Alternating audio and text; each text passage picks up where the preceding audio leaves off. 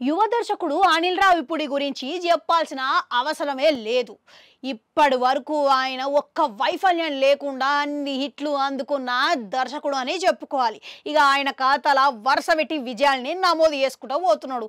ఈ తరము ఉన్నోళ్ళ మటుకు కమర్షియల్ చిత్రాలల్లో వరుస విజయాలు అందుకుంటున్న దర్శకుడు అనిల్ రావిపూడికే చెల్లింది. ఇక ఆయనతోని సీనియర్ హీరోల సైతం మస్తు మంది నటించనికే ఆసక్తి చూపిస్తున్నారంట.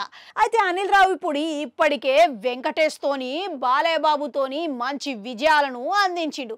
ఇప్పుడు మళ్ళసారి వెంకటేష్తోనే సంక్రాంతికి వస్తున్నాం అనే సినిమాతోని విజయం దేనికే సిద్ధంగా ఉన్నాడు. సంక్రాంతి పండుగ కానుకగా ఈ సినిమా ప్రేక్షకుల ముందు రాబోతున్నదంట.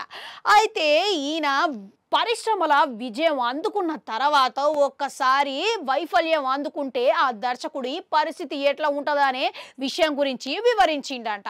ఇక వరుస పెట్టి ఎన్ని ఇట్లు వచ్చినా సరే కానీ ఒక్కసారి వైఫల్యం అందుకుంటే ఆ దర్శకుడు పాతాళానికి పోవాల్సిందే అన్నాడంట.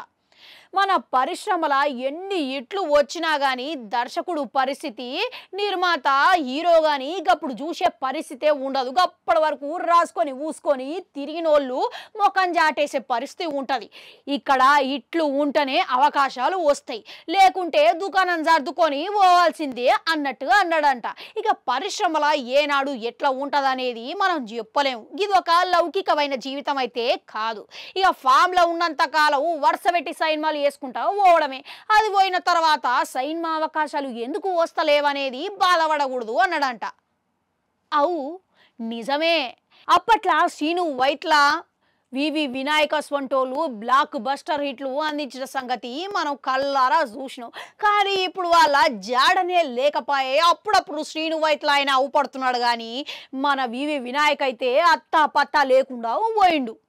ఇట్లా చూసుకుంటే అనిల్ రావిపూడి మటుకు చాలా జాగ్రత్తగా నిర్ణయాలు తీసుకొని ముందుకు అడిగేస్తున్నట్లుగా అవుపడుతున్నది.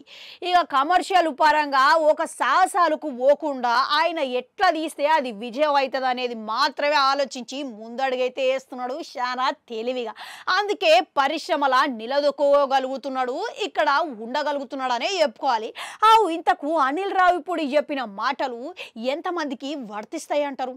ఈ సూచన ఎంతమరికి అవసరం పడుతుంది అంటారు? కామెంట్లలో కామెంట్ పెట్టుర్రి. అట్లనే గంటురా అది కూడా నొక్కురి మళ్ళొస్తా.